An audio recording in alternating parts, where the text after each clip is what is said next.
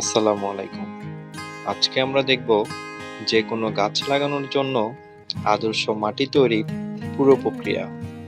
এই পদ্ধতিতে মাটি তৈরি করলে গাছ শুধু দ্রুত বাড়বেই না, বরং ভালো ফলও দেবে ইনশাআল্লাহ।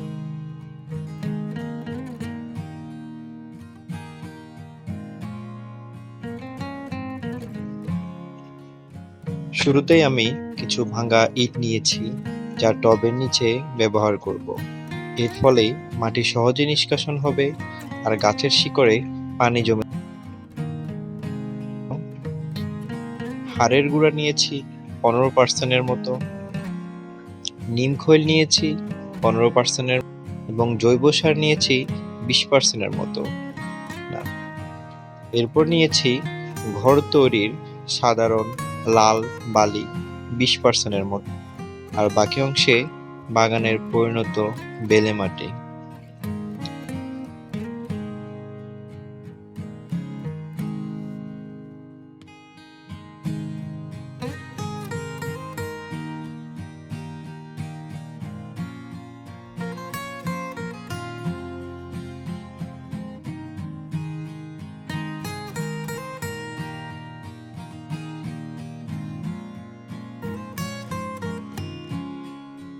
এবার সব উপকরণ একসাথে নিয়ে ভালোভাবে মিশিয়ে নিচ্ছি, যাতে সবকিছু সমানভাবে মাটিতে ছড়িয়ে পড়ে।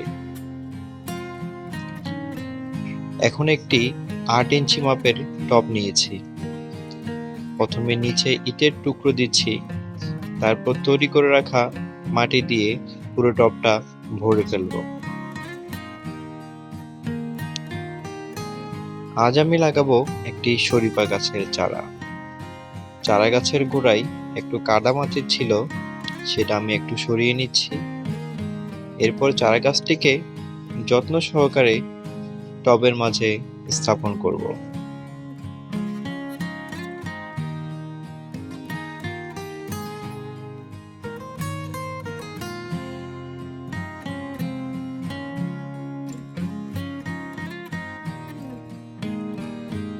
এ সময় বর্ষাকাল, ফলে ঝড় বৃষ্টির ঝুঁকি আছেই।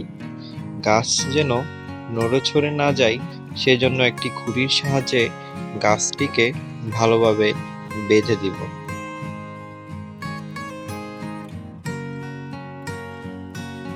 এবার আসল কাজ, মাটিতে ভালোভাবে পানি দেওয়া। মাটিতে ভালোভাবে পানি দিয়ে গাছের গোড়াটা ভালোভাবে ভিজিয়ে দিব।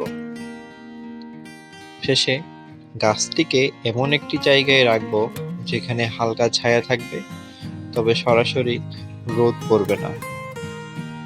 ইনশাল্লাহ কিছুদিনের মধ্যেই গাছটি সুন্দরভাবে বেড়ে উঠবে। এইভাবেই একটু যত্ন আর সঠিক মাটি দিয়ে গাছের জীবনের শুরুটা সুন্দর করে তোলা যায়।